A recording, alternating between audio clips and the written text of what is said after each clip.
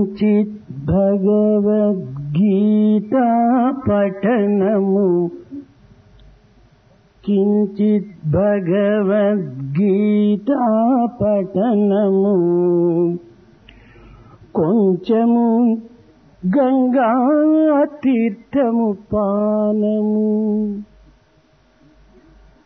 విష్ణు పూజ ఒక పారి సలిపితే విష్ణు పూజనొక పారి గావించిన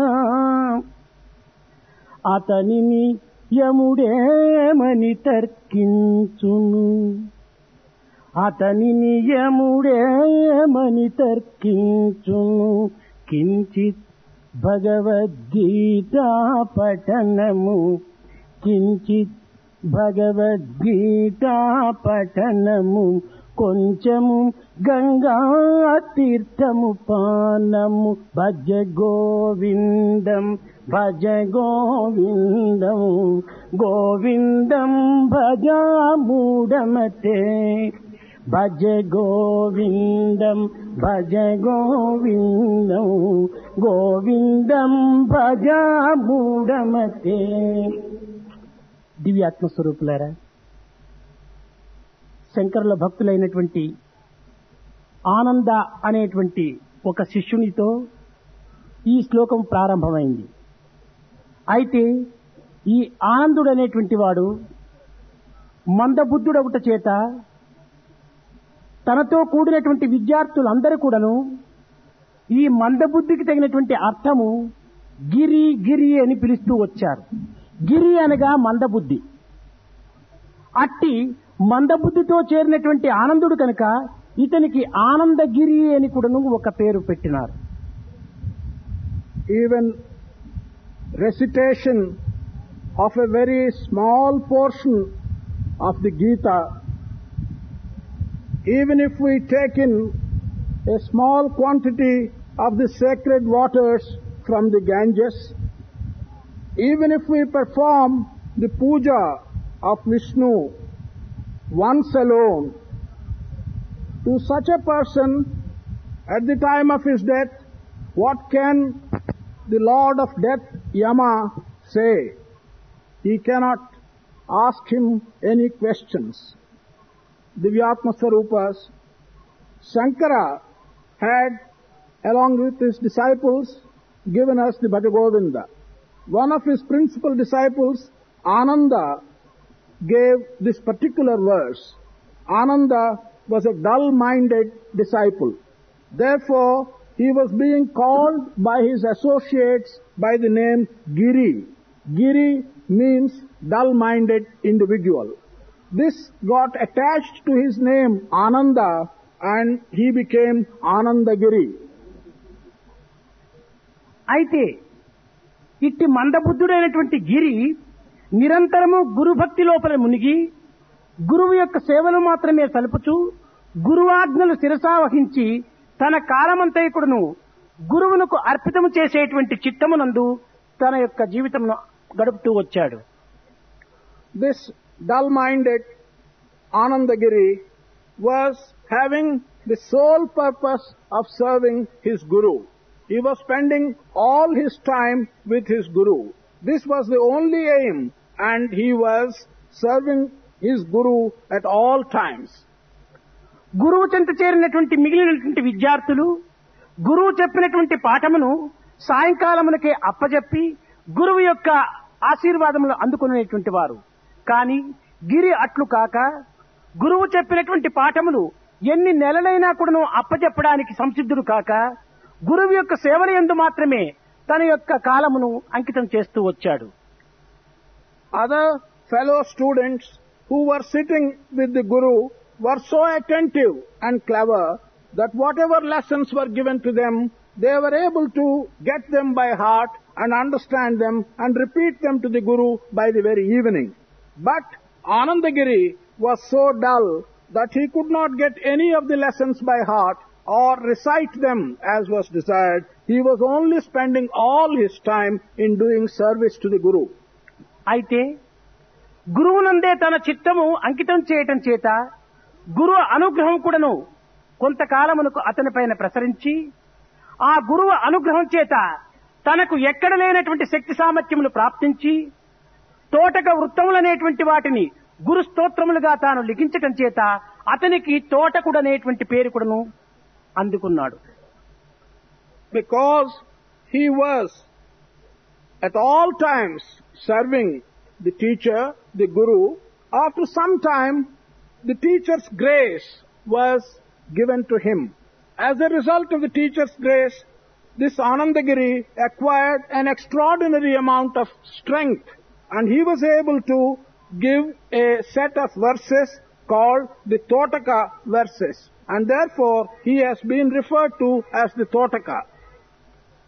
ఈ తోటకుని యొక్క లక్ష్యము సర్వ విద్యల యొక్క సారము ఆత్మాన్వేషణ అనేటువంటి యొక్క సత్యములో తన జీవితాన్ని విశ్వసించుకుంటూ వచ్చాడు. The aim of putting up these verses, the Totaka verses, was that he would understand the essence of all disciplines, and as a result he would go and understand the aspect of the Atma. మిగిలిన శిష్యులందరూ కూడాను పుస్తకములో ఉన్నటువంటి విషయములు మస్తకంలో చేర్చుకొని మస్తకమును కూడాను ఒక పుస్తకంగా మార్చుకున్నారు. కానీ ఈ తోటకుడు అట్లు కాక గురువు అనుగ్రహం అనేటువంటి యొక్క సారమును హృదయ కమలము నుండి ఏ యొక్క తుమ్మెద పోయి ఆరగించునో ఆ విధముగా గురువు యొక్క హృదయము నుంచి ఆ అనుగ్రహం అనేటువంటి మకరందాన్ని గ్రోలినటువంటి వాడుగా తయారయ్యాడు. All of the disciples were such that they were reading so many books and taking the contents of those books into their heads so much that they had converted each one of their heads also into a book. But Anandagiri was not like that. Anandagiri was serving and was attending on the Guru in such a way that he turned himself into a bee which would go and take the sweet honey inside the heart, inside the flower, the heart flower of the Guru. దీనిని చదువులన్నీ చదివి చాలా వివేకి అయి మగడి తన్నెడుగరు మందమతుడు. This is what is described by saying that the certain people whose minds are not very sharp, they go on reading all kinds of books, but they would not acquire any knowledge. ఎంత చదువు చదివి ఏ నీతి ఉన్నను హీనుని గుణంబు మానలేడు. However much may one go on reading from books, whatever he may have acquired by way of study, a bad man, a person who does not understand good behavior, he can never give up his bad behavior. తరచి చదువు చదువ తక్క వాదమే కాని పూర్ణ జ్ఞానం బెప్పుడు పొందలేడు. Such a person, by going on reading books, can only develop his capacity to argue. He will become argumentative. He will never acquire the necessary knowledge. చదువు చదివి చదివి చావంగనేటికి చావులేని చదువు చదువవలయు అని అర్థం చేసుకున్నాడు. He understood that why should he go on reading books and read such books until you reach your death. It is much better to understand such education which will not lead you to death but which will give you immortality. అందువలననే తాను పవిత్రమైనటువంటి భారతీయ సంస్కృతి యొక్క రసమును గ్రోలినటువంటి భగవద్గీతను ఒక్కపరి మనం పఠించినప్పుడును చాలన్నాడు. That is why Anandagiri in this verse said that Bhagavad Gita, which contains the essence of Indian culture, even if you read once a small portion of it, it is enough. ఆకలైనటువంటి వ్యక్తికి ప్రపంచమునందు అభివృద్ధి అయినటువంటి పంటలన్నీ కూడాను తాను ఆరగించనక్కరలేదు. తన జానడు పొట్టకు పట్టెడు అన్నము చిక్కితే చాలు అనేటువంటి యొక్క లక్ష్యమునందు భగవద్గీతను అంతయును మనము ఉచ్చరించనక్కరలేదు. ఒక్క శ్లోకమును మనం ఆచరణలో పెడితే చాలని కూడాను ఆ తోటకుడు విశ్వసించాడు. A person who is hungry, in order that he may relieve his hunger, it is not necessary for him to go and eat all kinds of foods that are produced in the world. It is enough if he has a morsel of food which will relieve him of his hunger. It is in this context that Anandagiri said that you do not have to read all the verses of Bhagavad Gita. It is enough if you take one verse out of this and understand the significance of it. ఇంతియే కాదు, రోగం వచ్చినటువంటి వ్యక్తికి ప్రపంచంలో కోట్ల కొలది పేర్లతో అభివృద్ధి అయినటువంటి మందులంతా ఇక్కడను ఆరగించనక్కరలేదు. తన రోగమునకు తగినటువంటి యొక్క ఔషధమును ఒక్క దీనిని ఆరగించితే చాలు, తన రోగం నివారణ అవుతుంది. Not only this, a man who is sick and who wants some medicine to cure his sickness, he does not have to go and take all the different kinds of crores of medicines that are available in this world. He has only to take in that appropriate medicine which will cure his sickness. అదేనే లక్ష్యమునందు ఉంచుకొని గీత గంగోదకం పీత్వా పునర్జన్మం నవిద్యతి అన్నాడు. It is in this context, and having this in his aim, he said, if one can take in the sacred waters of the Ganges, then you will acquire the necessary knowledge. నీకు దాహముగా ఉండినటువంటి సమయమునందు ఒక tumbler నీరు తాగితే చాలు, గంగా నదినంతా కూడా నువ్వు పొట్టలో పోసుకోనక్కర్లేదు. When you are thirsty, all that you need to do is to take one glass of water to quench your thirst. You don't have to drink up the entire Ganges river.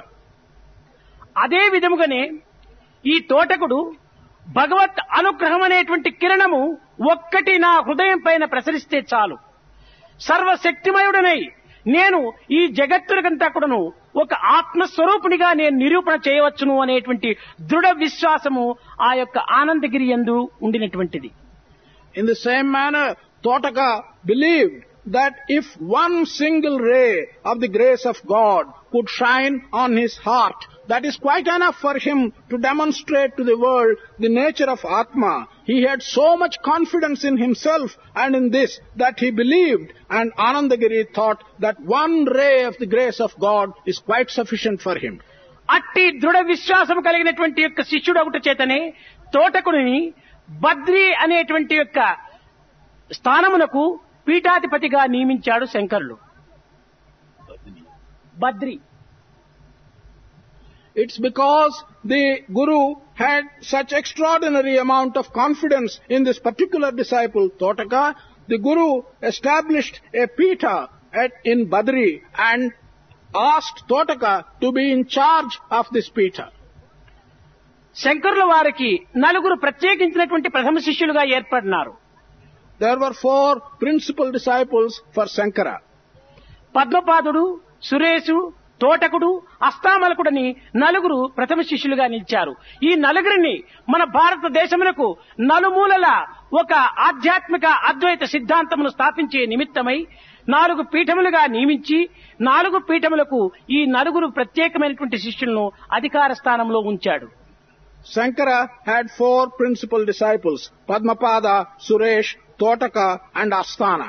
All these 4 disciples were chosen by Shankara to head 4 principal pithas all over this country. ఆ మండల మిశ్రుణ్ణి సురేషుడు అని కూడాను పిలుస్తూ వచ్చాడు. The person whose name was Mandana Mishra was also called Suresh. ఈ మండల మిశ్రుని చేత శంకరుల వారు అన్ని రకములైనటువంటి విద్యలతో తర్కములు గావించి ఆ శాస్త్రమునందు విజయమును సాధించి ఆ మండల మిశ్రునితో వేసుకున్నటువంటి పోటీని జయించి ఆ మండల మిశ్రుని అయినటువంటి గృహస్థుడైనటువంటి మండల మిశ్రునికి సన్యాసాస్త్రం కూడాను అందించాడు. అతని భార్యయే ఉభయ Bharati. Shankara had several arguments with Mandana Mishra on various religious matters. After having these arguments, he was victorious in the contest which he had chosen with Mandana Mishra. Mandana Mishra was a family man. But after these arguments and acquiring victory, Shankara gave sannyasa to Mandana Mishra. Mandana Mishra's wife is called Ubhaya Bharati. మండల మిశ్రుడు సమస్త శాస్త్రములు సమస్త వేదములు కూడాను చక్కగా గ్రహించినటువంటి వాడు. నిజముగా అతడు ఒక జ్ఞాన స్వరూపుడని చెప్పవచ్చును, సర్వ విద్యా నిలయుడని కూడాను అనవచ్చును. Mandana Mishra was a very learned man. He was learned in all the Shastras. He was learned in all the Vedas. In truth, we could regard him as a very learned person or a Jnani. ఇట్టి పవిత్రమైనటువంటి శిక్షణను అందుకున్నటువంటి శిష్యుని యందు శంకరుల వారు అందించినటువంటి గురుబోధ ఎట్టిది అనేటువంటి దాన్ని మనం చక్కగా విచారించవలసినటువంటి అవసరం. There is a need for us to understand clearly and know what is the kind of teaching which Shankara handed over to this sacred disciple whom he considered as a very important disciple. అట్టి గురుత్వం కానీ ఏకచిత్తులైనటువంటి శిష్యత్వం కానీ నేడు లభ్యమవటం లేకపోవట చేతనే ఇట్టి పరిస్థితి భారతదేశమునకు సంప్రాప్తమైనది. Because today we neither have such gurus as Shankara, nor do we have such single-minded disciples like Mandana Mishra. This is the reason why our country has come to this particular stage. బోధలు రెండు రకములు. Teaching is of two kinds. నోటితో చెప్పి మనస్సును మార్చి ప్రవర్తన యందు emit చేయటువంటిది ఒకటి. One of them is to teach with the mouth and convey it to your mind and change your outlook and put you on the right path. అయితే బోధించడం చేత శ్రవణము చేసి మనస్సును కొంతవరకును మార్చుకోవటానికి ప్రయత్నం సల్పవచ్చును. అది కొంత ఆచరణ లేక రావటం కష్టం. By listening to the various teachings which one gives, one can change to some extent one's mind and one's outlook. But to put them into practice is much more difficult. ఇంకా రెండవ మార్గము తాను చేసి ఇతరులకు చూపించి చేయించేటువంటి దానికి ప్రయత్నం చేయటము రెండవ మార్గం. A second kind of teaching consists in the Guru himself doing certain things, show to others what has to be done and make others do what is right. మనము చేయటం చేత అనుసరించేటువంటి వానికి సర్వాంగములు కూడాను అందులో లయమునొచ్చేటువంటి యొక్క సద్బుద్ధి కూడాను కలుగుతుంది. చెప్పటం చేత కేవలము శ్రోత్రములు మాత్రమే ఆనందపడి హృదయం వరకు చేర్చి తదుపరి దానిని అంతర్ధానము దర్శిస్తుంది.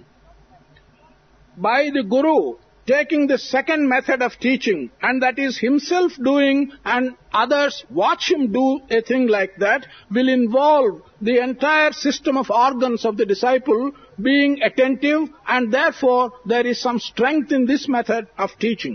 On the other hand, if one teaches only by word of mouth, the ears are only attentive. Other organs do not get involved in the process of teaching and learning. అయితే శంకరుల వారు తన శిష్యులు మహా బుద్ధి కుశలతతో ఏర్పరిచినటువంటి శ్లోకములను తాను సులభంగా అంగీకరించక ప్రతి శ్లోకమునకు అంతరార్థము ఏమిటో తన యొక్క ఉద్దేశం ఏమిటో తెలుసుకోవటానికి కూడాను పరీక్షిస్తూ వచ్చాడు శిష్యులను. Shankara did not readily accept the verses that had been composed by his disciples. He used to examine the disciples. He used to ask for the inner meaning that is contained in the verse before he accepted these verses of his disciples. ఆనందగిరిని దగ్గర పిలిచి, గిరి కించిత్ భగవద్గీత పఠనము అన్నావు. భగవద్గీత కొంచెము చదివితే చాలని చెప్పావే, ఇంత 700 శ్లోకములుగా ఉన్నటువంటి భగవద్గీతను కొంచెం చదివితే చాలని చెప్పావు. దీని ఉద్దేశం ఏమిటి? కొంచెం చదివితే నీ యొక్క మనస్సు సంస్కరింపబడుతుందా, లేక నీ హృదయము కొంతవరకు నువ్వు పరిశుద్ధమవుతుందా, లేక భగవద్గీత యందున్నటువంటి సర్వశాస్త్రముల యొక్క సారము, సర్వగమ్యముల యొక్క మూలము, సర్వధర్మముల యొక్క స్థారము కూడాను అందులో గ్రహించడానికి వీలవుతుందా? నీ ఉద్దేశం ఏమిటో తెలపమని కోరాడు. Shankara called Anandagiri and addressed him, Giri, what is it you mean by saying in your verse that by reading even a small portion of the Bhagavad Gita, that would be enough to change your mind? Bhagavad Gita contains 700 verses. How can the reading of one small verse change your mind or change your heart? How is it possible that the Shastras and the essence that is contained of the Shastras in 700 verses be conveyed to you by reading only one single verse? Can you explain to me the inner meaning of what you said in this particular verse? అందుకు ఆనందగిరి ముచ్చటైనటువంటి పలుకులు ముచ్చటించాడు. ఏమని? స్వామి, భగవద్గీత 700 శ్లోకములతో చేరినటువంటిది కనుక మొదటి అధ్యాయం నుంచి 18 అధ్యాయములు కూడా చదవండి అని చెప్పినప్పుడు మందబుద్ధులైనటువంటి నాబోటి వారు ఇంత పెద్ద గ్రంథము నేను చదవగలనా అని ప్రప్రథములోనే తాను దూరం కావచ్చును భగవద్గీతకు. కనుకనే మొట్టమొదట భగవద్గీతను చదవడానికి కొంచెమైనా ప్రారంభం చేస్తే ఆ అభిరుచి కొంతవరకు హృదయమునకు చేరి దినదినమును దానిని పఠించాలనేటువంటి అభిష్టము వారిలో కొంతవరకు అభివృద్ధి కావచ్చును. ఏ విధంగా గనక చిన్న పిల్లవానికి అన్నప్రాసం చేసే సమయం లోపల ఒకే తూరి అన్నము, మజ్జిగ, సాంబార్, రసం అంతా అందిస్తే తినలేడు.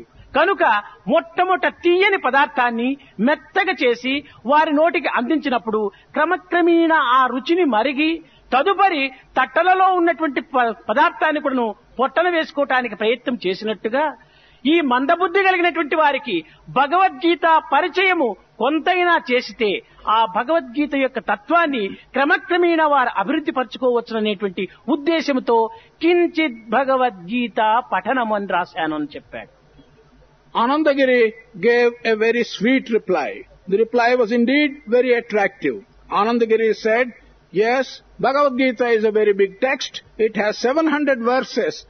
It begins with the first chapter, ends with the 18th chapter. If I had told them to read the whole of Bhagavad Gita, dull-minded people like me would simply be frightened by the fact that they have to read 700 verses and 18 chapters. They would rather go away and not even make a beginning. On the other hand, when I tell them that it is enough, even if you read one verse, then they will read one verse because it is quite small, but they will develop a taste for Bhagavad Gita, and day after day, they may, of their own accord, begin to read other verses. This is like when we want to feed a small boy. When he begins to eat, we do not give him all at once food, buttermilk, sambar, and all those things in one plate. We give a small amount of soft, sweet material and give him the taste.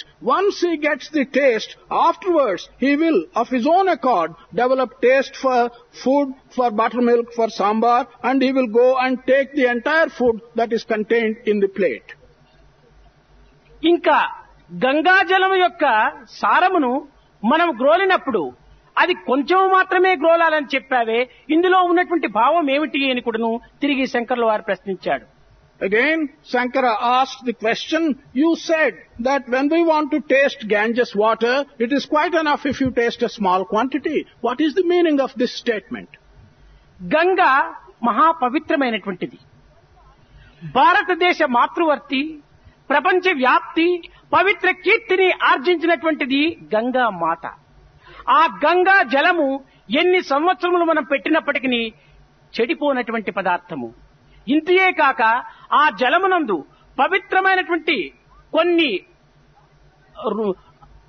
కొన్ని ఆకుశక్తులు చేరటం చేత ఆ యొక్క జలము ఆరోగ్యమును కూడాను అందించటమే కాకుండా ఎన్ని దినములు పెట్టినప్పటికీ చెడిపోనటువంటి పదార్థముగా ఉండి ఈశ్వరుని యొక్క శిరస్సు నుండి విష్ణువు యొక్క పాదముల నుండి ఉద్భవించినటువంటి యొక్క పవిత్ర భావముతో తాను ఒక్క డ్రాప్, ఒక్క చుక్క నీరు త్రాగినప్పటికీ చాలు అనేటువంటి యొక్క ఉద్దేశంతో తాను ఈ యొక్క పదమును ఉచ్చరించాడు.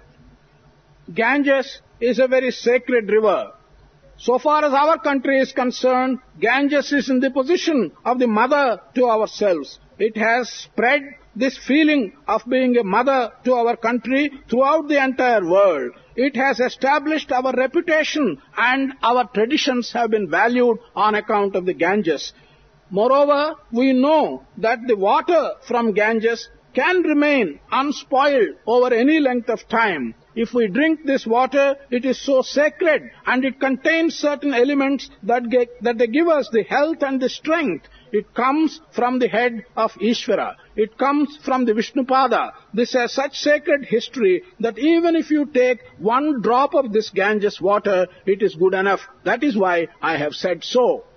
త్రికాల త్రిలోక త్రిగుణములు యందు కూడాను సజీవమైనటువంటి స్వరూపములో ప్రవహించేటువంటి యొక్క పవిత్రమైనటువంటిది ఈ గంగ.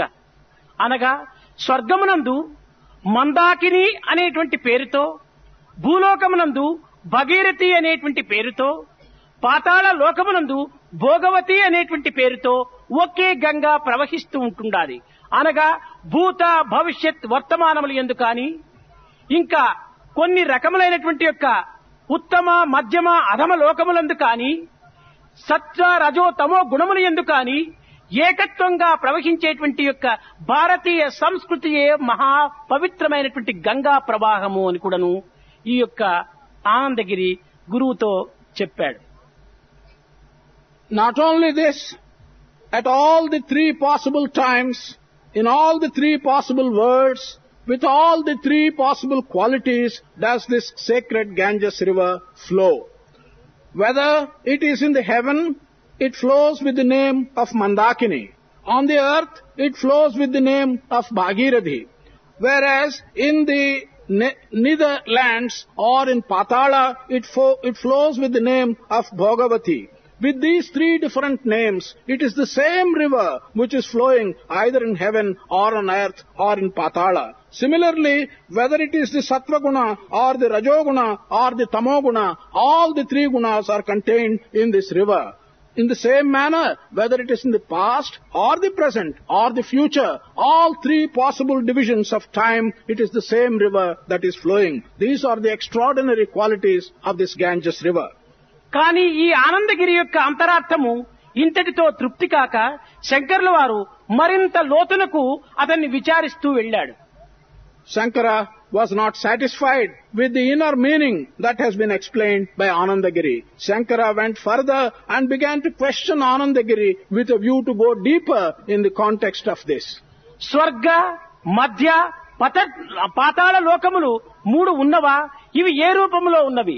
మానవునికి ఏ విధంగా అనుభవానికి వస్తాయి అని కూడాను మరి ప్రశ్నించాడు. Shankara asked, is there a heaven?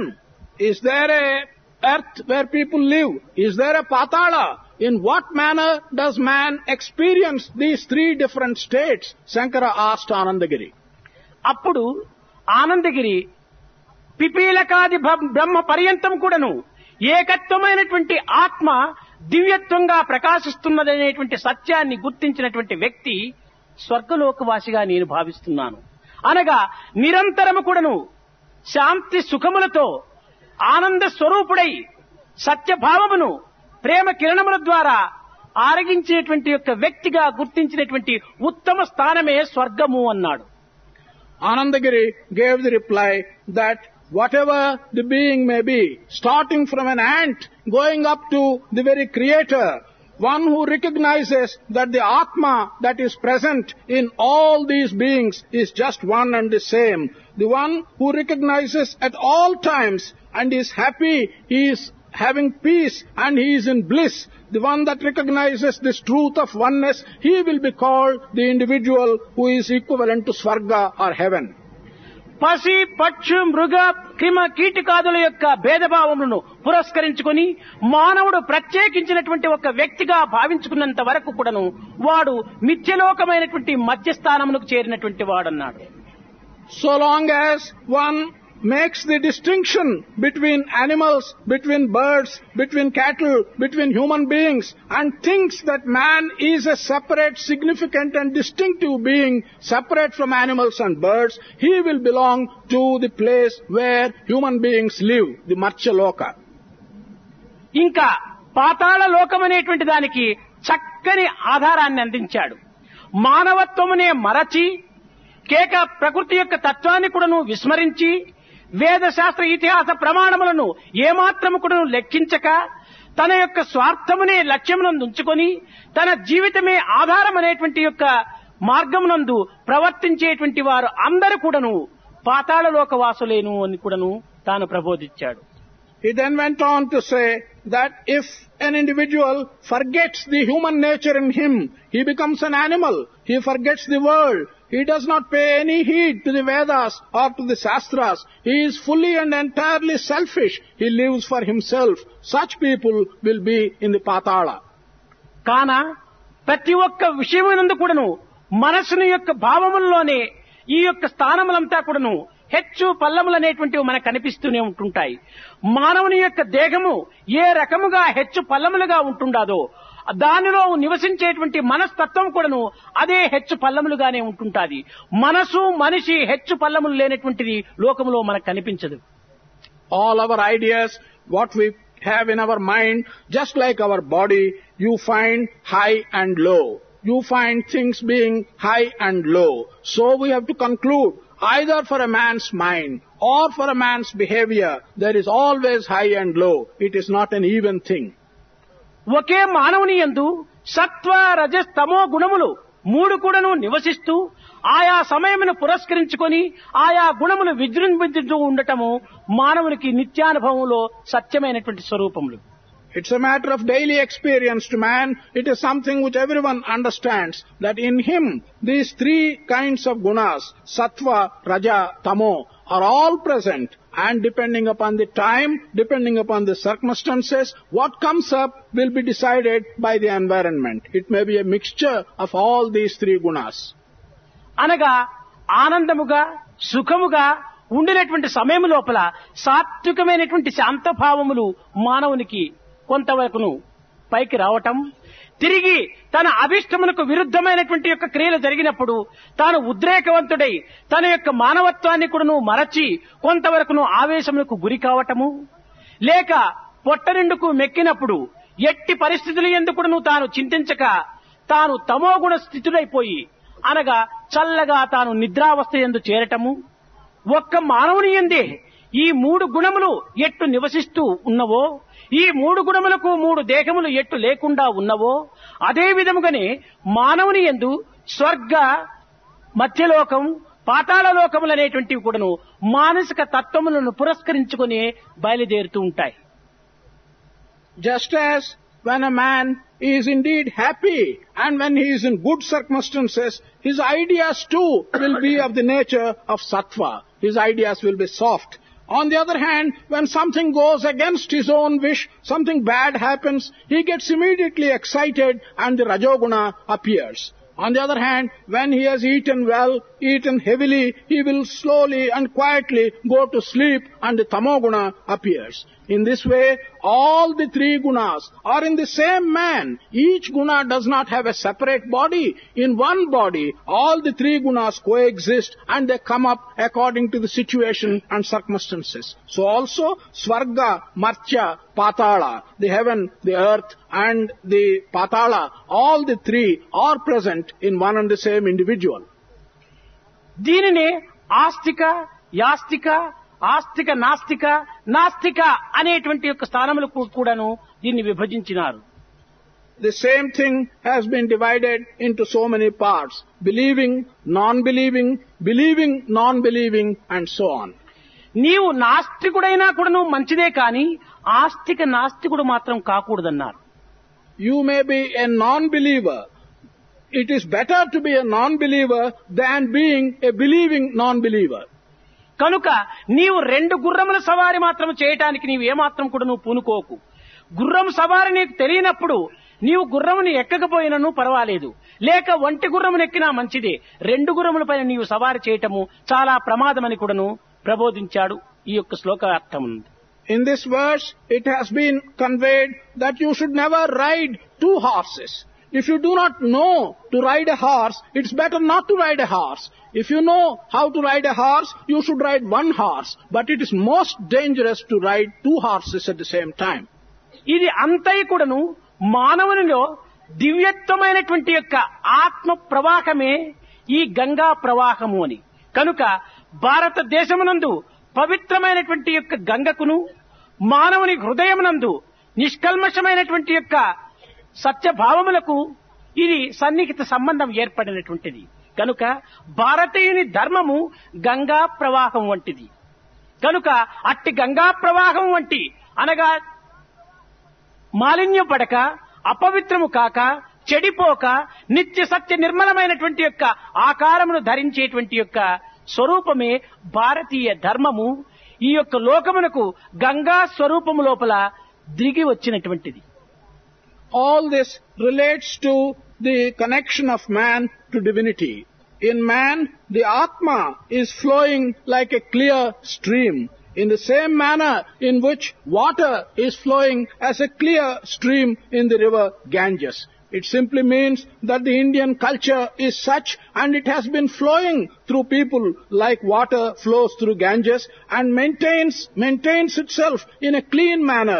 It does not get sullied very easily. It does not get impure, and it flows permanently. That is how Indian culture has been flowing in the world, like the clear water of the Ganges river. శంకరుల వారు అందించినటువంటి ఈ పవిత్రమైనటువంటి రత్నములలో స్వార్థరహితమైనటువంటిది. ఏ విధముగానగా గంగా ప్రవాహము తనకు తాను ఆరగించేటువంటి యొక్క ప్రయత్నానికి పూనుకోదు. మంచి ఫలవృక్షము తన ఫలములను ఆ వృక్షమే తాను ఆరగించడానికి పూనుకోదు.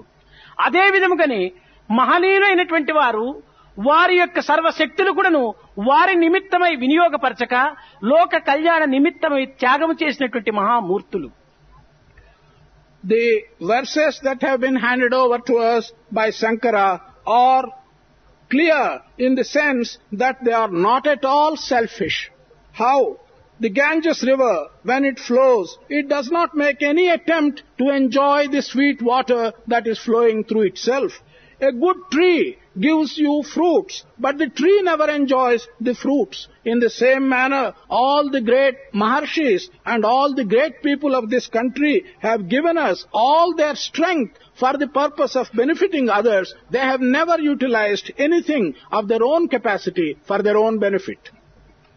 ఇంకా మూడవదైనటువంటిది విష్ణు పూజ ఒకపరి కావించిన అతనిని యముడు ఏమని సాధించును అనగా అతనిని ఈశ్వరుడుగా అయినటువంటి వాడు యమతత్వంలో చేరినటువంటి వాడు ఏమని ప్రశ్నించడానికి ఆధారం ఉంటుండాది. కనుక అతనితో యమునికి కూడా తర్కించడానికి ఏమాత్రం కూడా అధికారం లేదన్నాడు. ఆ విష్ణుత్వం అనగా దాంట్లో ఉన్నటువంటి అర్థము సర్వవ్యాపకత్వమే. విష్ణుత్వాన్ని ఒక్కతూరి నీవు చింతిస్తే అనగా సర్వవ్యాపకత్వమును ఒక్కతూరి నీవు చింతిస్తే అంతే చాలు అన్నాడు.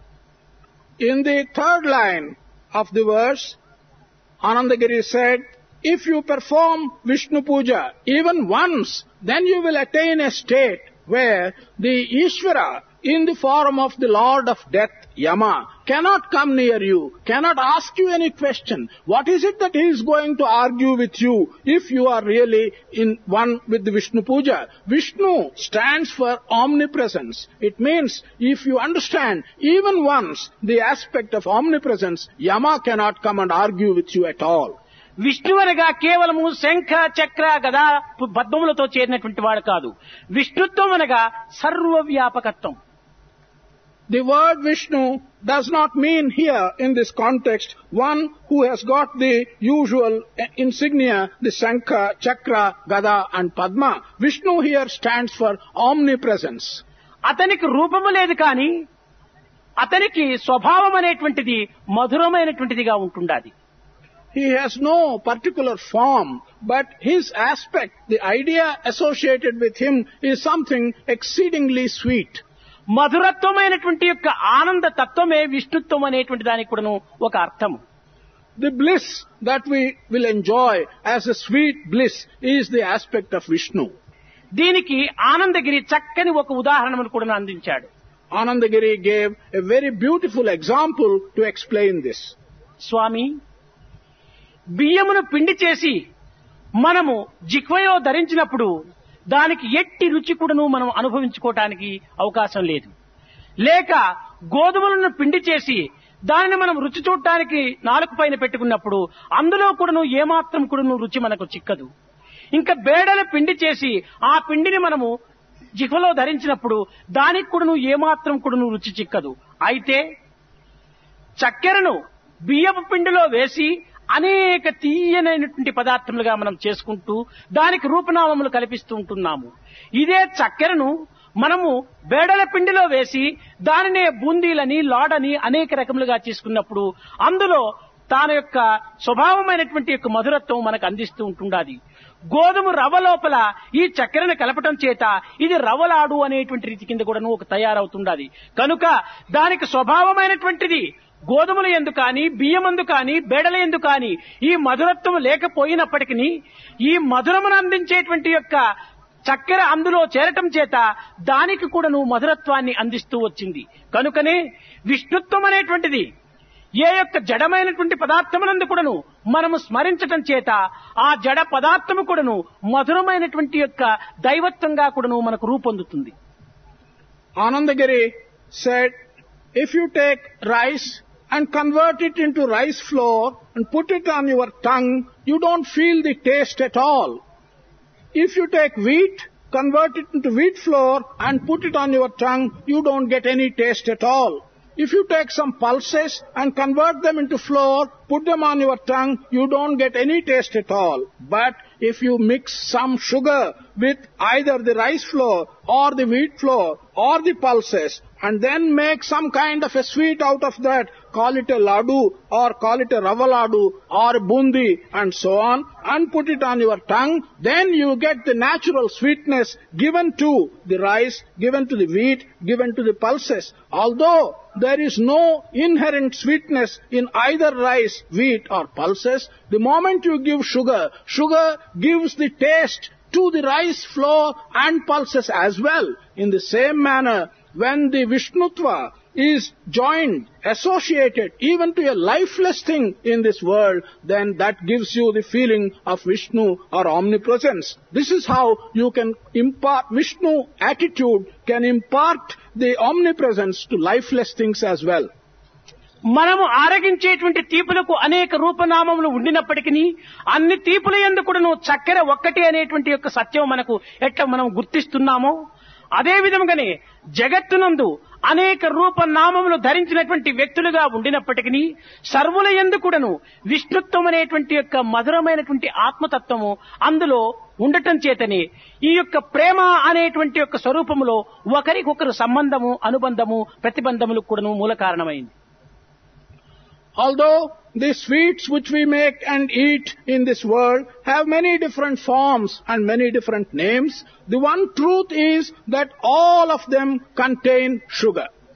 Just as we realize this truth, we should also realize that in this world there are so many individuals with different forms and different names.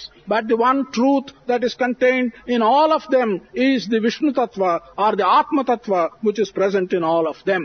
It is the realization of this oneness that will enable you to develop prema between one individual and another.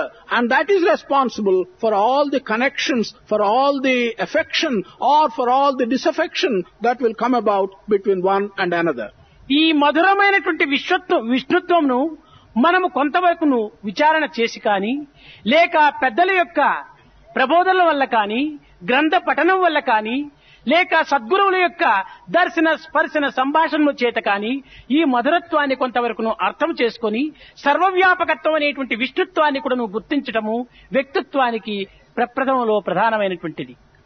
It is a necessary thing for every individual to realize this sweet aspect of Vishnutva. That is the presence of Atma in everyone. Either you may realize it yourself or with the help of what the elders tell you, or by reading books and shastras, or by having darshana, sparshana and sambhashana of great people. ఇట్టి దీనిని నారదుల వారు కూడాను ఒకానొక సమయంలో కృష్ణుని చెంతకు వెళ్లి, కృష్ణ, ఏదో ఒక మూర్ఖమైనటువంటి యొక్క భావముతో, మూఢత్వమైనటువంటి విశ్వాసముతో బృందావన గోపికలందరూ కూడాను నీ యొక్క తత్వమును గుర్తించక పెడమార్గములు పట్టి ఏదో వారి వ్యామోహము యొక్క దీని లోపల వారు బంధితులవుతున్నారు. తమరు సెలవిచ్చిన నేనొక్కతోరి బృందావనకు వెళ్లి వారికి కృష్ణతత్వమును చక్కగా వారికి బోధించి వారి యొక్క హృదయములను జ్ఞానతత్వంగా మార్చడానికి నేను ప్రయత్నం చేయాలని సంకల్పించుకున్నాను. అందుకు తమరు ఆజ్ఞను దయచేయాలి అని ప్రార్థించాడు. On one occasion, Narada went to Krishna and told Krishna that all the gopikas in Vrindavan seem to be having some foolish ideas about you, some irrational ideas about you. I like to go and tell them what the truth about your aspect is. They are getting unnecessarily tied up. They do not seem to understand what the main aspects of you are. Please give me permission to go and explain to the gopikas what the essence of Krishna Tattva is. దీనికి కృష్ణుడు తనలో తాను నవ్వుకున్నాడు. అయ్యో, భక్తి యందు మూఢత్వం అనేటువంటిది ఒకటి, లేక బుద్ధిమంతుని తత్వం అనేటువంటిది ఒకటి, రెండుగా ఉన్నదా? ఈ మూఢత్వంలో ఉన్నటువంటి యొక్క ఆనందము ఈ విచారణ తత్వంలో ఏమాత్రం కూడా నువ్వు తాను విచారణ చేయటం లేదు. కానీ గోపికలు మూఢులని కానీ, లేక గోపికలు తెలియలేనటువంటి వారని కానీ ఈ నారదుడు భావించుకోవటం నారదుని యొక్క మూర్ఖత్వము, నారదుని యొక్క మూఢత్వము. అంతేకాని గోపికలకు తెలిసినంత కృష్ణతత్వము మరొక్కరికి ఎవ్వరికి కూడా తెలియదనేటువంటి సత్యాన్ని తెలుసుకున్నటువంటి కృష్ణుడు ఈ నారదునికి గుణపాఠము నేర్చే నిమిత్తమై నారద తప్పక వెళ్ళిరమ్మని ఆజ్ఞ ఇచ్చాడు. Krishna smiled within himself and he told himself, can there be two kinds of bhakti? In these two kinds of bhakti, one is appropriate to intelligent people and the other one is appropriate to foolish and irrational people. Narada seems to think that Gopikas are foolish and irrational. Unfortunately, Narada is foolish in thinking so. There is no one who can exceed Gopikas in the bhakti which they have developed. Let Narada go. I want to teach him a lesson. So Krishna said, yes, you think that Gopikas are foolish. I want to teach you a lesson. I give you permission to go and tell the Gopikas what you wish to. ఇప్పుడు నువ్వు నారదుడు రావటం చేత కృష్ణుని యొక్క వార్తలు ఏమైనా కూడా నువ్వు తెలుస్తాయో ఏమో అనే ఉద్దేశంతో అందరూ దగ్గర చేరారు. దగ్గర చేరేటప్పటికి నారదుడు ఈ కృష్ణతత్వాన్ని వర్ణించడానికి పూనుకున్నాడు. ఓ మూర్ఖులైన గోపికలారా, కృష్ణతత్వం మీకు తెలియదు. ఏ శాస్త్రము కాని, ఏ యొక్క వేదము యొక్క సారము కాని మీకు అర్థం చేసుకునేటువంటి శక్తి సామర్థ్యం మీలో లేదు. కనుక మీరు కూర్చోండి, మీకు కృష్ణతత్వాన్ని చక్కగా బోధిస్తాను అని చెప్పాడు. As soon as Narada got the permission from Krishna, he moved on and met the Gopikas. The Gopikas, seeing Narada, they were very anxious to know if he has brought any news about Krishna. They all came close to him and surrounded him. Narada then said, you are foolish women. You do not know the aspect of Krishna. You are too ignorant to understand the essence of Shastras and Vedas. I will teach you, sit down, the aspect of Krishna. అందులో ఒక గోపిక లేచి, నారద, కాలమును వ్యర్థం చేసుకునేటువంటి ప్రయత్నానికి నీవు పూనుకోవద్దు. కృష్ణుని యొక్క వార్త ఏమైనా, మా బృందావనంకు వచ్చేటువంటి యొక్క విషయం ఏమైనా ఉన్నదా లేదా, అది ఒక్కటి మాత్రమే చెప్పి నీవు వెళ్లిపోమన్నారు. One of the Gopikas got up and told Narada, do not waste your time. There is no question of you are telling us anything about the Krishna Tattva. Have you any news about Krishna coming to Vrindavan? If so, tell us, otherwise you can go your way. అందుకు నారదుడు, గోపికలారా, కృష్ణుని యొక్క తత్వమునే మీకు ప్రబోధించే నిమిత్తమై నేను వచ్చాను. కృష్ణుని రాక విషయం నాకు తెలియదు అన్నారు. అనేటప్పటికి గోపికలందరూ లేచి, నిరంతరము మధుర మృదురమైనటువంటి యొక్క నామముతో మా కాలమును ఎంత ఆనందముగానో గడుపుతున్నాము. అట్టి ఆనందమును నీవు వ్యర్థం చేసే నిమిత్తమై మా కాలమునకు అడ్డు తగులుతున్నావు నారద. నీవు వచ్చిన దారి పట్టుకుని వెళ్ళు. మా యొక్క చిత్తముల లోపల కృష్ణుని యొక్క ప్రేమ హత్తుకొని పోయింది. అలాంటి కృష్ణునికి మాకు ఏనాటికి కూడాను ఎడబాటు రాదు. కనుక అట్టి విష్ణుత్వాన్ని మేము గుర్తించాము అని కూడాను ఒక గోపిక లేచింది. అందరూ లేచి వెళ్లిపోయారు. Narada replied that he has come there only to teach them in a proper manner the various aspects of the tattva of Krishna. He does not know anything about whether Krishna was going to come to Vrindavan, and if so, when. Then the Gopika said, we are always happy and we are in bliss uttering the name of Krishna. Why do you waste our time with something else and prevent us from uttering the name of Krishna? In our minds, the Krishna Tattva has been imprinted firmly. You better go away and not waste our time. అప్పుడు నారదుడు ఈ గోపికల యొక్క చిత్తము యొక్క తత్వాన్ని గుర్తించుకొని, చీచి, నేనే మూర్ఖుడను. నిరంతరము తన హృదయమునందు భగవంతుని యొక్క చింతన గావించేటువంటి యొక్క సాత్విక భావమున కంటే ఇంక కృష్ణతత్వం వేరొకటి ఉన్నదా? కృష్ణుడు సర్వవ్యాపకుడు, సర్వభూతాంతరాత్మ. అలాంటి సర్వజ్ఞత్వాన్ని గుర్తించుకోలేనటువంటి నేను వీరికి కృష్ణతత్వాన్ని బోధించటం అనేటువంటిది నా యొక్క బలహీనతే అని తనకు తాను చంపలు వేసుకొని, ఈ బృందావన గోపికల యొక్క దివ్య జ్ఞానమనేటువంటి యొక్క జీపికలు లోకమునకంతా కూడాను ప్రసరించుగాక అని ఆశీర్వదించి తాను తిరిగి మధురకు వెళ్ళాడు. Narada could easily understand and realize that his mind was a foolish mind. He told himself, I seem to be the foolish person. The Gopikas know very well that God is present everywhere. God is in their heart. They have a sattvic feeling as a result of God being present always in their heart. The omnipresence of God has been realized by them and not by me.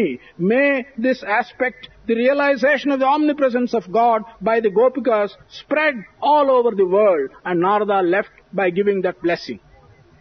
వారి హృదయముల యందు కృష్ణుడు స్థిర నివాసుడై ఉండటం చేతనే ఆ గోపికలకు ఎట్టి భయము కాని, ఎట్టి అభిమానము కాని, ఎట్టి లోకముతో భేదభావములతో కూడినటువంటి క్రోధ తాపములు కాని వారి యందు చెలరేగేటువంటివి కాదు. Because in the hearts of the Gopikas, Krishna was always residing. These Gopikas never had any fear of anything. They were not worried about worldly matters. They never had hatred or jealousy between one another. This was because Krishna always lived in their hearts. దీనిని పురస్కరించుకునే నారదుడు ఒక చిన్న శ్లోకంగా రాశాడు. It is in this context that Narada wrote a small verse. అత్తలు మొత్తుకొన్నా మరి బత్తలు కత్తులు నూరుచున్నా నోరెత్తరు, కోపగించరు, ఎటకేగరు బీతిల పోరు గోపికల్ పొత్తములందు చిత్తరువు బొమ్మల రీతిగా నుండే వారిలో కృష్ణుడు అన్నాడు. అనగా ఒక పుస్తకము లోపల ఒక కాగితం పైన ఏదైనా ఒక కృష్ణుని యొక్క పిక్చర్ ఒక ఒత్తినప్పుడు ఆ యొక్క కాగితము కాని ఆ బొమ్మకు కాని వేరు చేయడానికి సాధ్యము కానట్టు రీతిగా ఈ గోపికల చిత్తం అనేటువంటి యొక్క కాగితం పైన కృష్ణ అనేటువంటి బ్లాక్ ను ఒత్తినారట. కనుక అప్పుడు చిత్తమని కాని కృష్ణుడని కాని వేరు చేయటానికి సాధ్యము కానటువంటి స్థితిలో ఉంటున్నారట. అనగా అక్కడనే బ్రహ్మవిత్ బ్రహ్మైవ భవతి అనేటువంటి సత్యాన్ని గోపికలు లోకమునకు చాటినారు. Narada in this verse described the Gopikas in the following manner. When their mothers-in-law become angry with them, or when their husbands prepare to hurt them, they do not raise their voice at all. They are not worried either at the anger of their mothers-in-law or of their husbands, because in their hearts Krishna has been imprinted in the following manner. As you would put a print of Krishna on a piece of paper, after doing that, you cannot separate the print from the paper. The print and the paper go together. That is how Krishna's print and the hearts of Gopikas are inseparable. This can be explained by saying, Brahmavit Brahmaiva Bhavati. One who knows Brahman, he is himself Brahman. The hearts of Gopikas are themselves Krishna. అట్టి విష్ణుత్వాన్ని గుర్తించినటువంటి గోపికల యొక్క తత్వాన్ని కూడాను ఈ యొక్క ఆనందగిరి గురువుల వారికి చక్కగా తెలిపాడు. It is the fact that these Gopikas have realized this omnipresence, the Vishnutva. This is what has been conveyed in a very nice manner by Anandagiri to the Guru. దీనిని పురస్కరించుకునే తిరిగి ఆనందగిరి మరొక శ్లోకాన్ని కూడా తెప్పుతూ వచ్చాడు. It is in this context that Anandagiri gave also another verse. యాచింతా భువి పుత్ర పౌత్ర భరణ వ్యాపార సంభాషణే యాచింతా ధనధాన్య భోగ యశసాం లాభే సదా జాయతే కాచింతా భువి నందనందన పదద్వంద్వారవిందే క్షణే క్షణే క్షణి సాచింతా యమరాజ భీమ సదన ద్వార ప్రయాణే ప్రభో అన్నాడు. అనగా ఏ యొక్క ధన ధాన్య భోగ యశస్సుల నిమిత్తమై ఎంత చింత చేస్తున్నారో మానవుడు, పుత్ర పౌత్ర భరణ వ్యాపారముల యొక్క నిమిత్తమై మానవుడు ఎంత చింత చేస్తున్నాడో ఆ కాలములో క్షణకాలము నందనందన పదద్వంద్వారవిందే క్షణే క్షణి క్షణము ఆ నందనందను యొక్క పదముల పైన ఆ చింతలు చేసేటువంటి కాలములో 1000 భాగమైన ఆ క్షణకాలాన్ని ఆ చింతలో మనం పెట్టితిమా? భీమ సదన ద్వార ప్రయాణే ప్రభో, భయంకరమైనటువంటి యొక్క యముని యొక్క ద్వారములు కూడాను తమంతట తామే తెరుచుకొని వారికి స్వాగతమును అందిస్తాయట.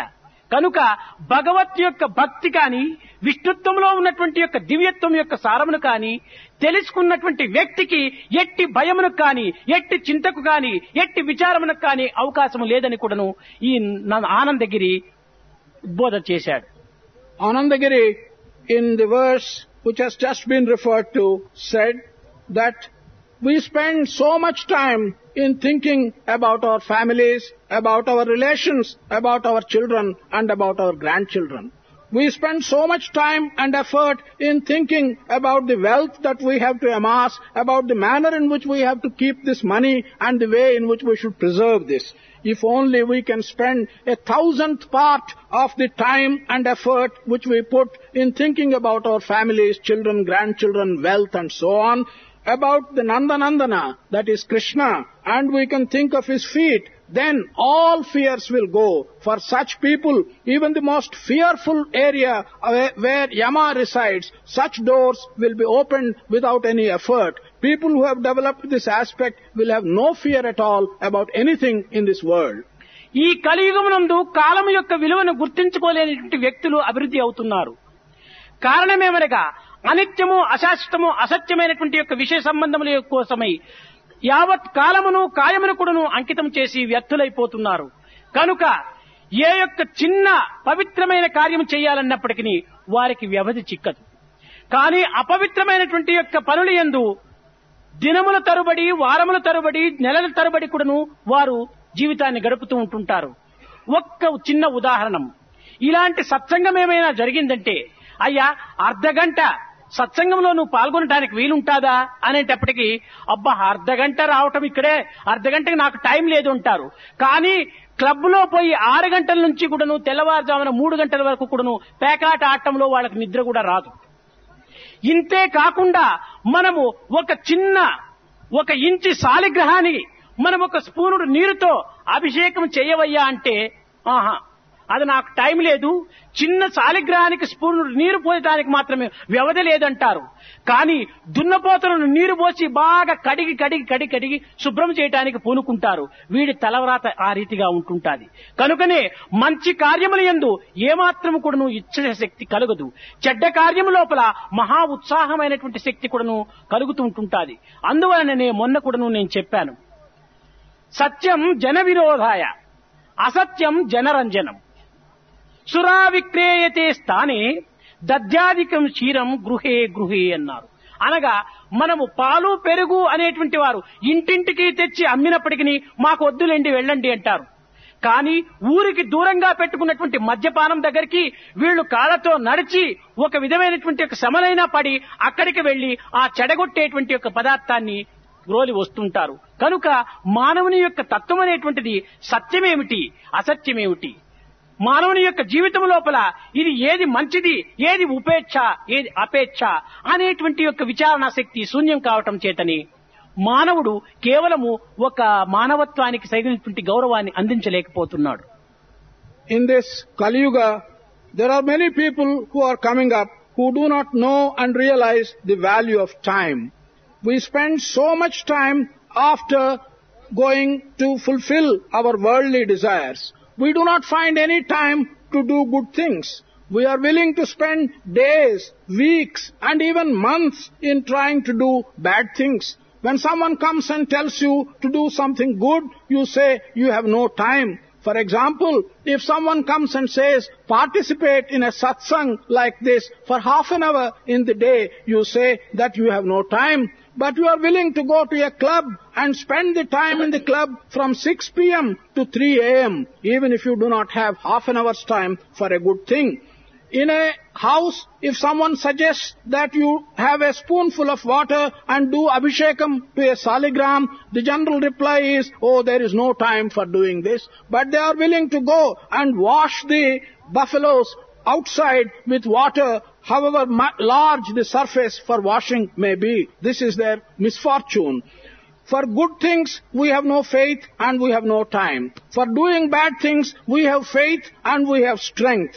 That is why I said the other day that truth is something which is not welcomed by people generally. Untruth, they are willing to accept readily. For example, if someone is selling intoxicating liquids like toddy, even several miles away from your house, you are willing to walk all the way and pay a high price for it and drink the toddy. But if someone comes to your own house, wants to sell buttermilk or curd at cheap price, you would not look at it. This is the position by which man has mixed up truth and untruth. Man is not able to decide what is good and what is bad. That is the reason why we have landed ourselves into this pitiable position. కనుక మనము సత్యాసత్యముల యొక్క విషయాన్ని మనం గుర్తించుకొని ఈ విష్ణుత్వం అనేటువంటి యొక్క సర్వవ్యాపకత్వాన్ని కూడా మనం కొంతవరకు అనుభవించుకోవటానికి తగినటువంటి ప్రయత్నం సల్పాలి. అట్టి ప్రయత్నము సలిపినప్పుడే మన యొక్క జీవితం అనేటువంటిది చక్కగా మానవత్వానికి తగినటువంటి అర్థాన్ని కూడాను అందిస్తుంది. అట్లు కాకుండా ఏదో సంసార సంబంధమైనటువంటి బాధ్యతలు అనేకంగా ఉన్నాయని, లేక వ్యవహార సంబంధమైనటువంటి బాధ్యతలు అనంత అధికంగా ఉన్నాయని, ఇంకా ఉద్యోగ సంబంధమైనటువంటి యొక్క నిబంధనలు చాలా ఉన్నవని, అట్టి స్థితిలో నేను ఇట్టి సత్సంగములకు చేరడానికి సాధ్యం కాదని అనేక రకములైనటువంటి నెపమును చెప్పేటువంటి వ్యక్తులు కూడాను అనేక మంది ఉంటుంటారు. కానీ నిజముగా ఆ బాధ్యతలు ఇతనిని బంధిస్తున్నవా, లేక ఇతనే ఆ బాధ్యతలను బంధించుకున్నకు ప్రయత్నం చేస్తున్నాడా అనేటువంటి సత్యాన్ని కూడా మనం విచారణ చేయాలి. Therefore, we must make an attempt, and a sincere attempt, to distinguish truth from untruth. We must realize the omnipresence of God, and an attempt made like that will make our life happy and purposeful. On the other hand, many people go on complaining that they have several family responsibilities, that they have lot of work of different kinds to do, that in their profession there are certain formalities and controls. Therefore, I cannot participate in a satsang. We have to make an inquiry here and understand whether really the controls and the responsibilities in the type of work is tying him down and preventing him from participating in satsang, or whether he himself is taking all these responsibilities and tying himself by his own effort so that he may not go and participate in these satsangs. దీనికి ఒక చిన్న ఉదాహరణము. There is a small example for this. మన భారతదేశమునందు కోతులను పట్టేటువంటి ఒక విచిత్రమైనటువంటి విధానం ఉంటున్నది. In our country, there is a very peculiar method of getting at the monkeys. ఒక పెద్ద కడవను మాత్రం తీసుకుని వచ్చి దానికి చిన్న మూతిగా ఉండేటువంటి యొక్క కడవను తయారు చేసి ఆ కడవ లోపల కోతికి అతి ఇష్టమైనటువంటి పదార్థాలంతా పెట్టటం. అప్పుడు కోతి వచ్చి ఆ పదార్థములు తీసుకునే నిమిత్తమై చెయ్యిని తాను లోపల పెట్టి ఆ చేతి నిండుకును ఆ పదార్థములు పట్టుకోవటం చేత ఆ యొక్క చెయ్యి మరి బయటికి రాకుండా పోతుంది. అప్పుడు కోతి భ్రమిస్తుందట, ఓ లోపల ఎవరో నన్ను బంధించారు అని ఆ కడవను కూడా ఎత్తుకుని పోవడానికి చేతకానటువంటి స్థితి లోపల అక్కడే తబ్బిపోతుండగా దీనిని పట్టేటువంటి వాడు వచ్చి దాన్ని తన వల్ల వేసుకుని పోతుంటాడు. ఈ రకంగా కొన్ని అభ్యాసములు జరుగుతుంటాయి. This is the process of catching monkeys. You take a big pot with a small mouth, and inside the big pot you put in some material which is of attraction to a monkey. The monkey will see that and puts its hand inside that vessel, catches hold of a considerable amount, a handful of this material which has been kept in the pot, and tries to pull its hand out. Because the hand is full, the mouth is narrow, the hand does not come out. Then the monkey begins to think, oh, someone inside this pot is tying me up to this pot. And then it makes an attempt to carry away the pot along with its hand and move away with the pot. It's not able to do so because the pot is heavy. The man who has laid the trap then comes and catches the monkey. ఈ యొక్క పాత్రలో ఎవరు ఈ కోతిని బంధించలేదు, తానే ఆ పదార్థమును అధికంగా పట్టుకోవటం చేత బంధింపబడింది. ఆ పదార్థమును విడిచినా తాను బయట వస్తుంది. No one has tied up this monkey in the pot. The monkey has used its hand, taken such a lot of material which it likes, the hand has become big and it has tied itself. The moment it just lets its hand go, the grip is loosened, it can free itself. అదే విధంగానే ఈ బ్రహ్మాండమైనటువంటి పెద్ద పాత్ర లోపల సంసారం అనేటువంటి చిన్న మూతిని పెట్టి అక్కడ సుఖ సంతోషం అనేటువంటి యొక్క పదార్థములు వేయటం చేత ఈ వ్యక్తి ఆ సుఖ సంతోషముల నిమిత్తమై తాను అందులో చిక్కులుకొని పోతున్నాడే కాని తాను ఏమాత్రం కూడాను తనను ఆ సుఖ సంతోషములు అనేటువంటిది బంధించటం లేదు. ఈ మానవుడు తానే ఆ యొక్క పదార్థముల పైన పడి బంధితుడైపోతున్నాడు. అంతేకాని ఆ పదార్థములు కాని సంసారములు కాని బాధ్యతలు కాని ఇతన్ని ఏమాత్రము బంధించటం లేదు. దానిని వదలన తాను బయటపడిపోతాడు. అందువలననే ఈ విషయ సంబంధమైనటువంటి కర్తవ్య కర్మలు మనం చేసుకుంటూ మనసును మాత్రము ఆ భావమునందు ఇమిడ్చకుండా చేసుకునేటువంటి ప్రయత్నానికి పూనుకోవాలి. In this manner, in this big pot of this world, with a narrow mouth like the family, one gets involved in the pleasures of the world. as soon as he gets involved in the pleasures of the world, he is not able to free himself. It is not the individual, any other individual who is tying him up. His own attachment to the pleasures of the world in the narrow mouth of the family are tying him up. The moment he gives up these pleasures, he frees himself. There is no one tying him to this world. In this manner, if we want to free ourselves, we have to participate in these worldly pleasures, but not involve ourselves and keep our mind free. That is the way to be free from these bondages. ఇదే బంధనకు సరైనటువంటి అర్థమును అందించేటువంటి గజేంద్ర మోక్షం కూడాను చక్కనిగా ఉంటుండాలి. In the same manner, what gives you the true meaning of bondage, there is a good story, Gajendra Moksha. అనగా జీవితం అనేటువంటి దట్టమైనటువంటి అరణ్యములో మదగజం వంటి మనస్సు స్వేచ్ఛా విహారం సలుపుతూ ఉంటుంటాది. This means in the thick forest of life, an elephant, a wild elephant, which is the mind, which is the man's mind, it is simply roaming about in this thick forest of life. ఆ యొక్క దట్టమైనటువంటి అరణ్యములో స్వేచ్ఛా విహారం సలుపుతున్నటువంటి ఈ మదగజం వంటి మనసు విషయ సంబంధమైనటువంటి దాహము వేస్తుంది దానికి. This mind, which is roaming about like a wild elephant in our life, which is like a thick forest, it becomes thirsty. Thirsty for what? Thirsty for sensuous pleasures. అట్టి విషయ సంబంధమైనటువంటి దాహం వేసినప్పుడు ఈ సంసారం అనేటువంటి కొలం లోపల త్రాగడానికని ప్రారంభిస్తుంది. When this wild elephant becomes thirsty for sensuous pleasures, it begins to drink in the lake of the family. అందులోపల కాలు పెట్టేటప్పటికి తాను అభిమానము అనేటువంటి ముసలి దానిని పట్టేసేస్తుంది.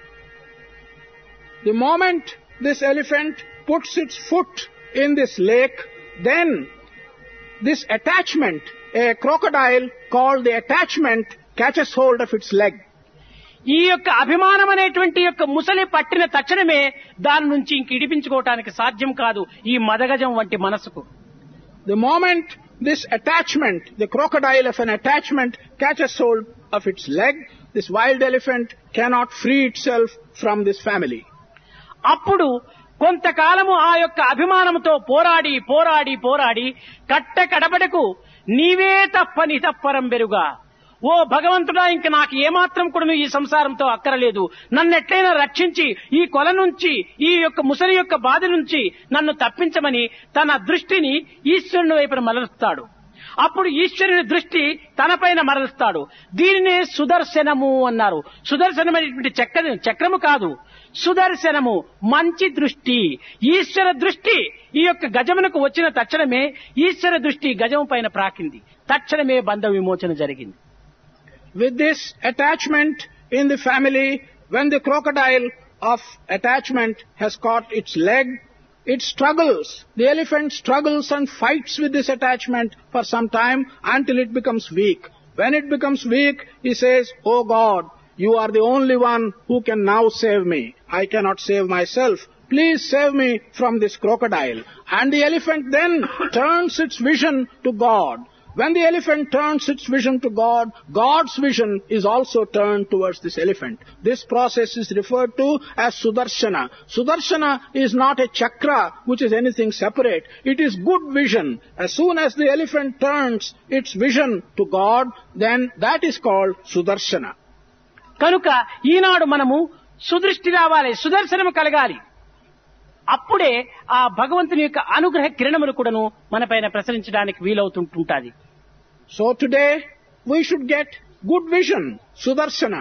We should see at the Lord. Then only it is possible for the Lord to spread His grace towards us. నేను అధిక కాలమును తీసుకొని మీకు శ్రమ పెట్టడానికి నేను ఏమాత్రం కూడాను ఒప్పుకోను.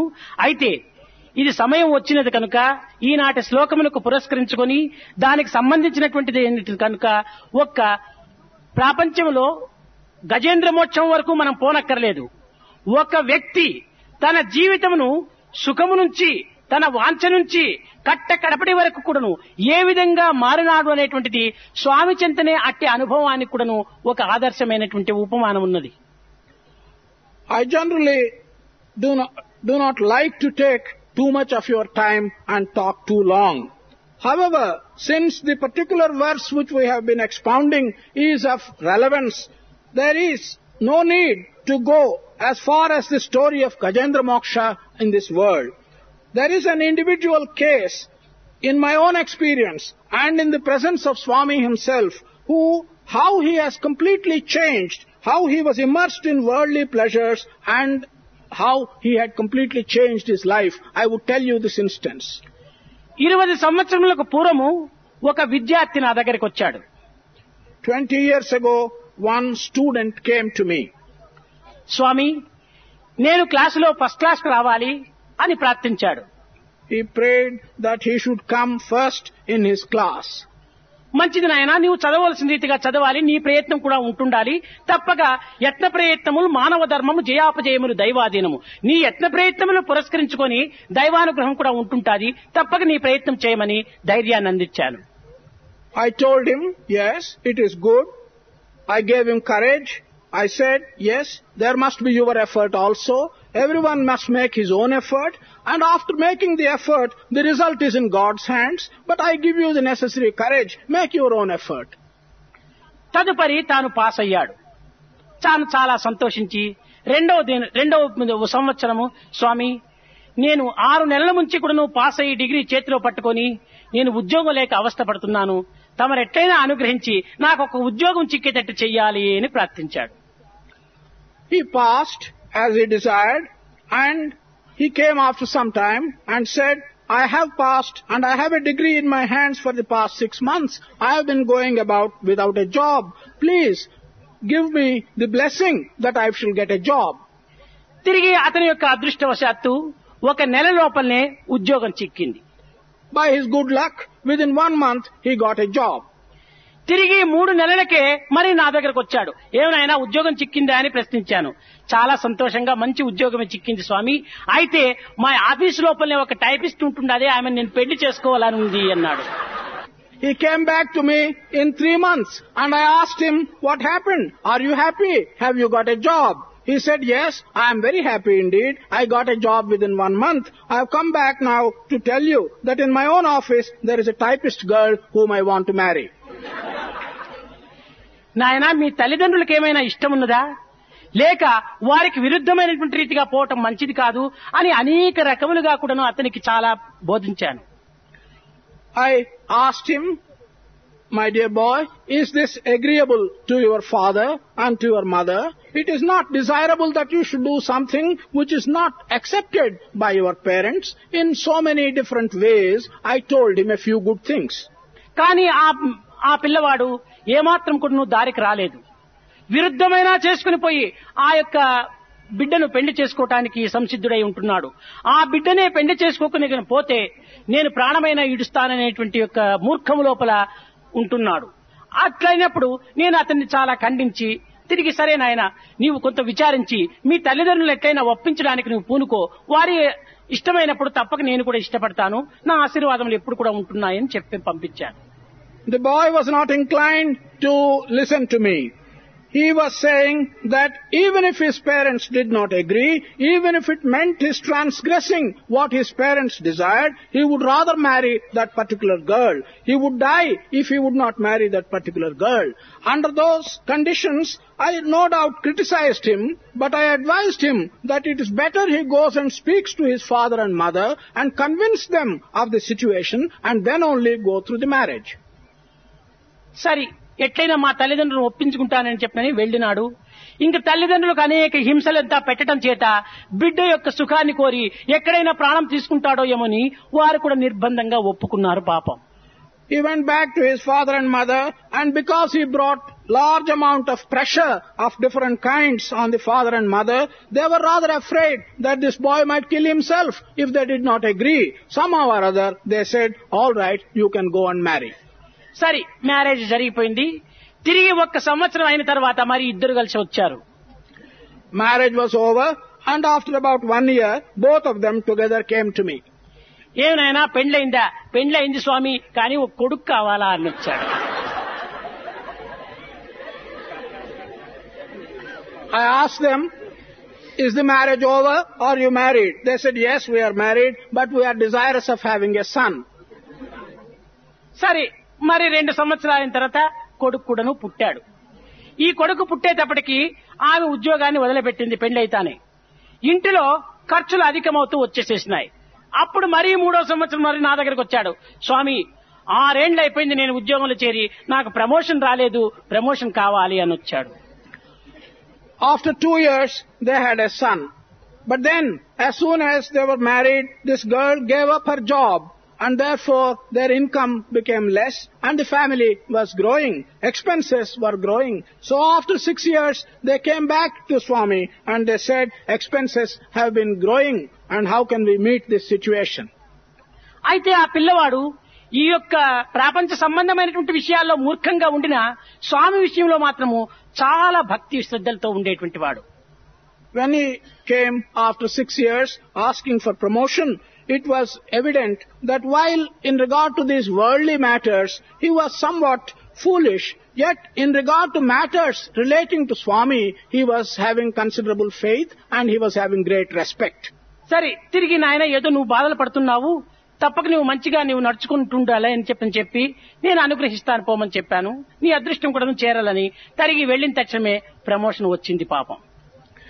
I told him that anyhow you are having your own troubles in your family, but you are a good boy. I will certainly give you my blessing. You better go back. And he went back and he got his promotion. తదుపరి ఒక 5 సంవత్సరములు రాలేదు. After that, he did not turn up for 5 years.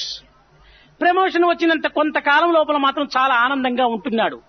కానీ ఈ ఆఫీసులో ఎంత promotion వచ్చిందో ఇంటిలో కూడా నువ్వు బిడ్డల ప్రమోషన్ కూడా ఎక్కువైపోయింది. 5 మంది పిల్లలు అయిపోయారు. He was quite happy for some time after he got promotion. But just as he got promotion in his office work, so also in domestic matters he was getting promotion. The number of children became 5. సరే, తిరిగి 6 సంవత్సరాలు అయిన తర్వాత వచ్చాడు. స్వామి, నాకు ఈ సంసారమే వద్దు, నేను తమ ఆశ్రమంలో ఏదైనా చిన్న పని ఇస్తే నేను ఇక్కడ పని చేసుకుంటూ ఉంటాను. సంసారం చాలా కష్టంగా ఉంటుండాది, పిల్లల పోరు నేను భరించుకోలేను. ఈ భార్య నా పైన అనేక రకములైనటువంటి నిందలు మోపి మా ఇద్దరికి కూడా ఏమాత్రం కూడా సుఖం లేకుండా ఉంటుండాదని చాలా ఏడ్చుకున్నాడు.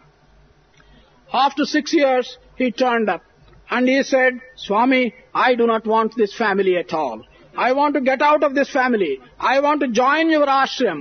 These children are giving me enormous amount of trouble. The wife is quarreling with me at every time and is accusing me of one thing and another. సంసారం అనేటువంటిది మహా సర్పంగా పట్టుకుంది నన్ను అని అన్నాడు. He said that the family had caught hold of him as if a serpent had caught hold of him. అప్పుడు నేను చెప్పాను, నాయనా, నీవే కోరి ఆ సర్పాన్ని పట్టుకుంటివా లేక ఆ సర్పము నిన్నొచ్చి పట్టిందా చెప్పమన్నాను. I asked him, did you of your own accord go and catch hold of that snake, or did that serpent come and catch hold of you? కనుక ఈ యొక్క చిన్న వయసునందు మంచి చెడ్డలు అనేటువంటి విచక్షణ లేక వివేకం శూన్యమైపోయి నిత్యానిత్య విషయ పరిశీలన చేయలేనటువంటి యొక్క మూర్ఖత్వంలో పడిపోయి మనం అనేక రకములైనటువంటి కష్టములకు దుఃఖములకు గురి అయిపోతున్నాం. కనుక మనం అట్టి మూర్ఖత్వానికి ఏమాత్రం కూడా నువ్వు గురి కాక దైవత్వమును విస్మరించి కొంతవరకు విశ్వసించి తల్లిదండ్రుల యొక్క బాధ్యతలను కూడా నువ్వు గుర్తించి మన యొక్క గౌరవ మర్యాదలను కూడా నువ్వు నిలుపుకునేటువంటి యొక్క పరిస్థితికి మనము విద్యను గడుపుకోవాలి. కానీ విద్య విద్య విద్య అనుకొని కేవలం తల్లిదండ్రులను ధిక్కరించి నీతి నియమాలంతా కూడా నువ్వు విసర్జించి గౌరవ మర్యాదలను మంటగలిపి మన స్వార్థమునకే మన జీవితమును నిప్పులో వేసుకోవటానికి పూనుకోకూడదు. Therefore, in this young age, you must learn to distinguish between good and bad. You must develop the capacity to see what is true and what is untrue. You must not become foolish. You must have some respect for divinity. You must also listen to what your parents say. You must lead a respectful life. You must use the education through which you are going for the purpose of developing faith in God, for the purpose of developing respect to your parents. You should not think that the entire education is only to overthrow what your parents tell you and develop disrespect for them and become selfish, ultimately land your life into foolish troubles. మన యొక్క జీవితము నీతి నిజాయితీల పైన జీవించాలి. our life should rest on morality and truth. కనుక మన జీవితము రాని రాలని, ధనము చిక్కని చిక్కకపోయిని, money comes and goes, morality comes and grows. నీవు ఆ నీతి నిజాయితీని పెంచుకోవటానికి ప్రయత్నం చేయాలి. కానీ మన యొక్క జీవితం లోపల గౌరవ మర్యాదలు పాడైపోయినా మన జీవితం లివింగ్ డెత్, జీవించి కూడాను తాను గతించినటువంటి వ్యక్తిగా తయారైపోతాడు. Our life may or may not go through. It is most important for you to realize that these two essentials constitute the basis of our life, morality and truth. Money comes and goes, morality comes and grows. You must remember that unless you respect these two essentials, morality and truth, life is not worth living.